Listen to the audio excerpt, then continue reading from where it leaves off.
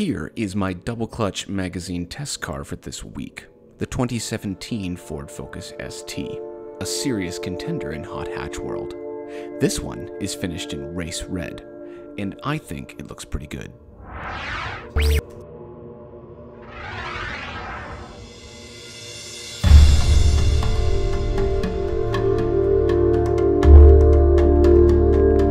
As many of you know, I am a big fan of the Focus RS, so I was eager to give its little brother a go. This is going to be a good old-fashioned road review, and when you're done here, you can go over and read my written review on DoubleClutch.ca. I'll put a link to that in the description.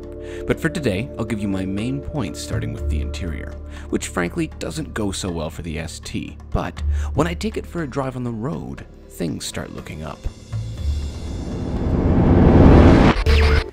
This car is something that I'm going to be very hard on. Sorry, Ford. I'm going to be pretty aggressive with certain aspects of it because I want it to be good. Because in Canada, we don't have very many options for hot hatchbacks. And this car has a lot of potential to be very, very good. Also, it costs $37,000. Or wait, $34,998. That's a lot of money. So right off the bat, the interior of the car is got this weird three-dimensional shape, which I'm not entirely sure that I like. It kind of is coming out at you at all angles, and it's a little bit claustrophobic, if I'm honest. This has been the same design for quite a while, and let's just be upfront about it. It really, really needs a refresh. There's a lot of hard plastics. The design is not aesthetically appealing. Yeah, I don't know. Honestly, this has got the carbon fiber package, by the way, which has carbon fiber bits here. It has some carbon fiber up by the dials on the dash. A great carbon fiber shift knob, carbon fiber handles. And I think there's some more carbon fiber here somewhere else, but I don't remember where. Now, let's go right to the seating position because I've tested the Ford Focus RS, as many of you know, and it has a terrible seating position. I'd probably do something to do with the all-wheel drive. You're super high up in the air. This car, though, I can sit nice and low. And okay, so I like every single thing about the seating position in this car, except for two things, okay? It's almost perfect. The steering wheel tilts and telescopes, comes right up my chest. Okay, I can get really low in the car. The seat back comes up. Here's my head on the headrest perfectly. Now, the pedal placing is fine, except for the fact that I can't heel toe easily at all because my foot hits the firewall when I try and pivot, and the pedals aren't close enough together. Now, that's not the biggest issue. The biggest issue is if I have the steering wheel in the right position, when I go to bring my leg up to heel toe, I actually hit my knee on the underside of the steering column, which is annoying. As for the rest of the interior, it's okay. The center screen in the gauge cluster, it took me a while to understand why there's like two trip options that you toggle through here, and then there's like an eco mode which you go over to the right. I haven't bothered with it. The one redeeming feature of the center thing here is that it has your speed if you want it, and it also has a screen that shows you fuel economy and miles left in the tank and instant fuel economy all at the same screen, which is rare for some reason, and that's really cool. Now, the touch screen in the center here is too far away. If I go like this, I can't touch it, okay? With my back on the seat in a proper seating position, can't reach the screen, have to bend forward. It's also recessed really far in, so I kind of bonk my finger on the dashboard. I just turned the rear wipers on, and there's the front wipers on. Okay, so the interface is okay. It's fairly intuitive, I guess. Why are the wipers on? All the wipers are on. What did I do? Seriously? What's happening? Ford! Okay. The screen looks like it was designed as a slight update to Windows 95 in terms of like the color and the graphics. The touchscreen is fairly quick, but sometimes it's a little bit laggy actually, weirdly. And I have a sound button so that I can go right to my sound adjustment menu, and I would have preferred like a fast track to phone or nav as an actual physical button down there instead of touchscreen only. Now, let's go right to the seats. Okay, I'm not done complaining, I'm sorry. Okay, so Recaros, yes. Lots of motorsport heritage, lovely, right? You can see the ST there embroidered in the back.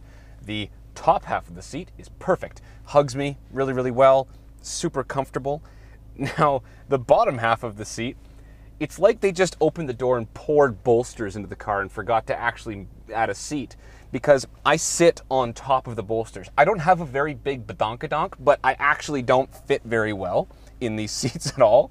And I went from being totally comfortable and having no back problems to having to take some Advil in a 4-hour period after sitting in these seats. Now, from what I've read online, for every single person who hates these seats, there's 5 people that love them. So it must just be personal preference. On the track, they'd be great, very similar to the Focus RS seats, and you would be super comfortable living in them on the track. But for me, I do not like these at all. They don't fit, to the point where there's actually some people on the forums that have taken the seat out, stripped off the bolsters, removed the plastic, and replaced it with foam of the same shape because they were so uncomfortable. Okay? So here's the thing. For every single thing that Ford, in my opinion, got wrong with this car, they got something very, very right. Excuse the terrible pun, but Ford's focus with this car was clearly pure enjoyment.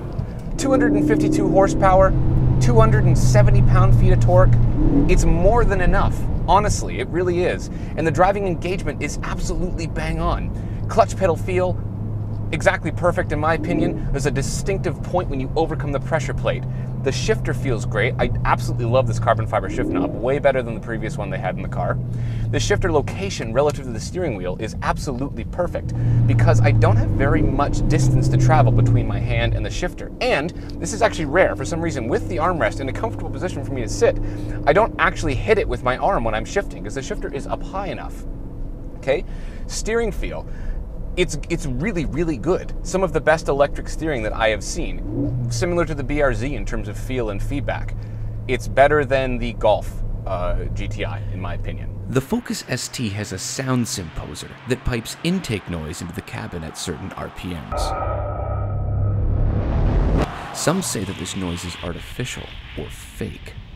Even if it is, I don't care. It sounds really, really good. People would get really up in arms about that. Oh, it's not authentic noise. It makes it fun. I don't know, do you guys go to the movie theaters and sit there and go like, whoa, wait, this isn't real. Did you know this isn't real? This is a fake thing. Why are we watching this? No, nobody does that. So I don't know why you care in a car. It's theater. It's fun. I like the sound. It's loud. It's a very satisfying. Listen to the downshift. Cool. Downshifts are super easy, by the way, right? Revs rise really quick, down into second, no problem. Literally, I drove off the lot in this car and nailed every single downshift ever since I got the car. Totally satisfied with that. Tons of torque. Woo! The ride is a little bit harsh, but I don't really care that much. It's not as bad as the Focus RS, which is ridiculously hard, but you know, it could be softer, yes, it could be more compliant, but I mean, it's sporty, it doesn't matter. And the trade-off for that is you get absolutely fantastic turn-in. You can chuck this car into the corner, right? So just response, it's so flat, it turns in really aggressively. And yes, it's a front-wheel drive car, so you're not gonna get power oversteer like you would in the Focus RS or a rear-wheel drive car.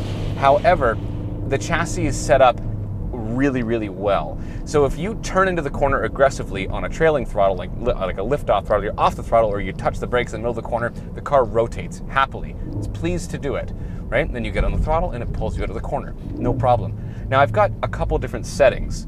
I've got a sport setting. I just tap the traction control button once and it pops up there and tells me that I am now in sport.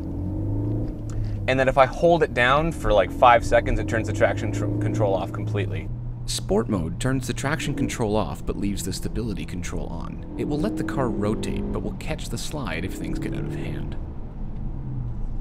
I do get quite a lot of torque steer. The car has quite a lot of torque steer. It is a front-wheel drive car with 270 pound-feet of torque. There's not much you're going to be able to do about that.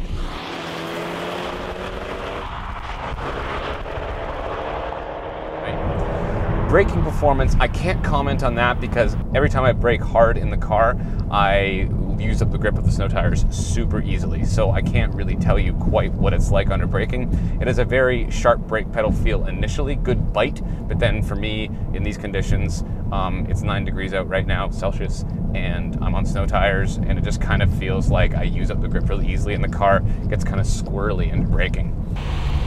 Even on snows, the Focus was very sharp and turned in like a serious sports car, although the Fiesta is still a little bit more nimble.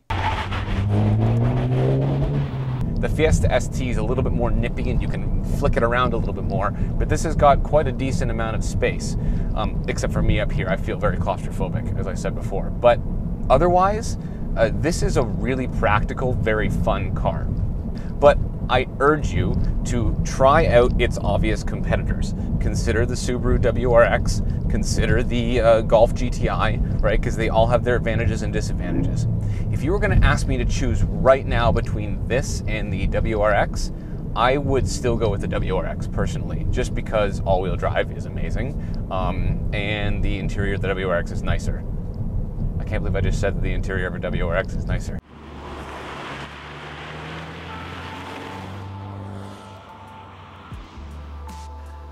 By the end of the week, I had grown very fond of the Focus ST.